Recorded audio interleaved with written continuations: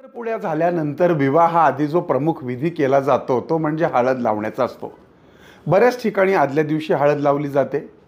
मात्र एकच आहे की हळद लावल्यानंतर वधूवरांनी बाहेर कुठेही फिरायचं नसतं. असं म्हणतात की ओल्या हळदीनं किंवा भरलेल्या चुड्यानं बाहेर पडला तर काही वाईट शक्ती त्या दोघांना त्रास देऊ शकतात. हळदीच्या अंगाने चुडा भरलेल्या वधूने कधीही प्रथम 16 दिवस विवाहानंतर 16 दिवस फिरायचं नसतं असं सांगितलंय.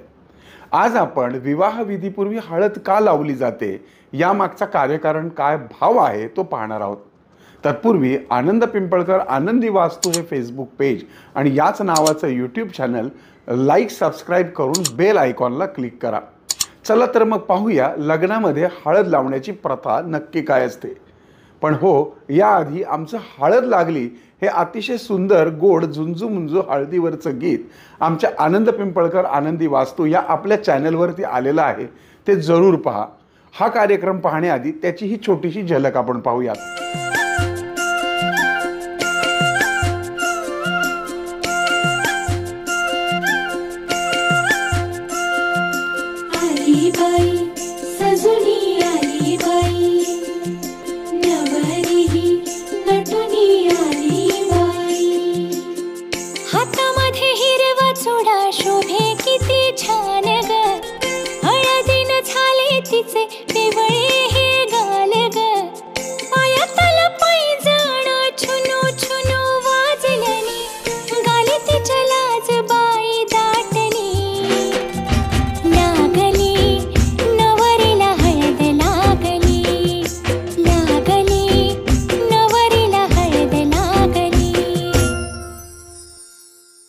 आवडलं आपल्याला गाणं? चला तर मग आता आपण पाहूयात की विवाहापूर्वी वधूवरांच्या चेहऱ्यावरती ही हळद किंवा संपूर्ण अंगावरती हळद का लावली जाते. तर तसंही जर तुम्ही बघितलं तर या वधूवरांच्या चेहऱ्यावरती एक प्रकारचं गुलाबी तेज आलेलं असतं. वरास विष्णू स्वरूप आणि वधूला लक्ष्मी स्वरूप म्हणून बघितलं जातं आणि आपोआपच ते कसेही असले रंग रूप उंची तरीही त्यांच्या चेहऱ्यावरती एक प्रकारचं तेज येतं, गोडवा येतो. त्याला बाशिंग तेज किंवा मांडव तेज असं देखील म्हटलं जातं. ते अजून निरखून यावं म्हणून, तसंच लग्नामध्ये जोडपी परफेक्ट दिसायला हवीत, त्यामुळं हळद लावल्यामुळं त्यांचं अंग जे आहे ते पूर्णपणे तेजस्वी दिसतं, गोरं दिसतं, उजळून दिसतं आणि इतरांपेक्षा हे जोडपं नक्कीच वेगळं दिसतं, म्हणून हळद लावली जाते. त्याचबरोबर महत्त्वाचं म्हणजे हळद लावल्याने छोटे मोठे रोग नष्ट होतात, ज्या जखमा झालेल्या असतात त्या भरून निघतात आणि म्हणूनच एक अँटीऑक्सिडंट म्हणूनही हळदीचा उपयोग होतो. त्याचप्रमाणे हळद ही नॅचरल म्हणजे नैसर्गिकरित्या आपल्या शरीराला नेहमी ॲक्टिव्ह दाखवते, तजेला निर्माण करते.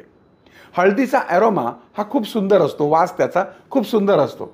त्यामुळे संपूर्ण अंगाला हळद लावल्यानं हळदीचा एक सुवास संपूर्ण अंगाला येतो. हळद ही हिंदू विवाहातच लावली जाते असं नाही, तर मुस्लिम धर्मातही विवाहापूर्वी हळद लावली जाते. त्याचबरोबर ही हळद वधूवरांचं वाईट गोष्टींपासून संरक्षण करते असं म्हटलं जातं. हळदीचा पिवळा रंग आणि शरीरातला आत लाल रक्ताचा रंग यातून एक भगवा रंग तयार होतो. हळदीचा पिवळा रंग हा शुभ असल्याची मान्यता आहे. पिवळा रंग भारतीय परंपरेमध्ये अतिशय शुभ गोष्टींचं प्रतीक मानला जातो. उगवत्या सूर्याचं अभेचं प्रतीक मानला जातो. त्यामुळे हळद लावणं म्हणजे जोडप्यांचं नवं आयुष्य सुखी होण्याची प्रार्थनाच असते. म्हणून काही ठिकाणी लग्नात पण नवरा नवरीची मंडळी जी असतात ती सुद्धा पिवळे कपडे घालतात असं आपल्याला पाहायला मिळतं. हळद लावल्यानंतर आपोआपच त्वचा उजळते. आता पूर्वीच्या काळी काही ब्युटी पार्लर किंवा मेकअपचं फारसं साहित्य उपलब्ध नसायचं.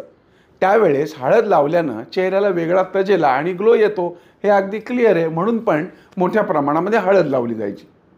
आता हळद ही नुसताच ग्लो देत नाही, तर ती एक चांगली अँटीसेप्टिक म्हणून पण काम करते. त्यामुळं त्वचा निरोगी राहते, कोणतेही डाग हे चेहऱ्यावर राहत नाहीत किंवा दिसत नाहीत.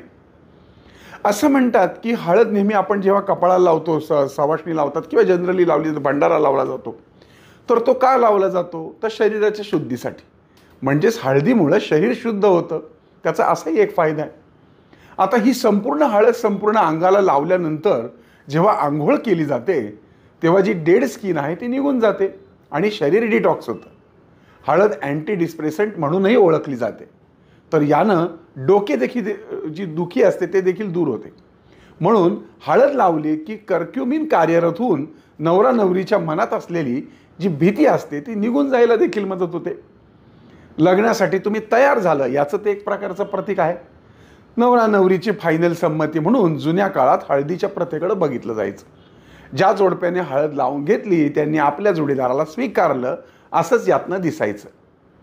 अर्थातच या संपूर्ण नवजीवनाचं किंवा नव्या सुरुवातीचं प्रतीक म्हणजे हा हळदीचा पिवळा रंग आहे आणि म्हणून तो शुभ मानला जातो.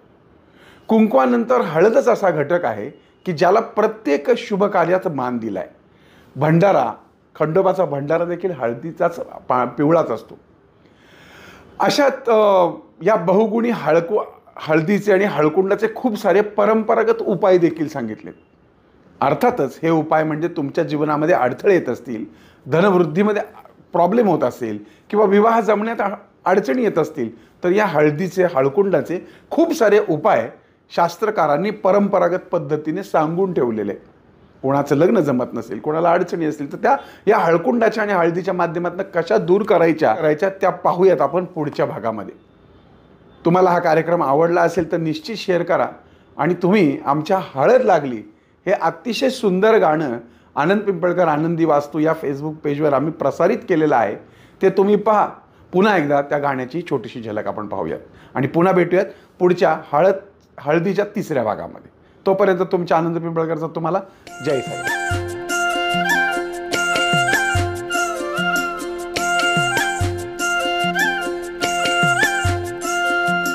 आली बाई सजुनी आली बाई, नवरी नटुनी आली बाई, हातामध्ये हिरवा चुडा शोभे किती छान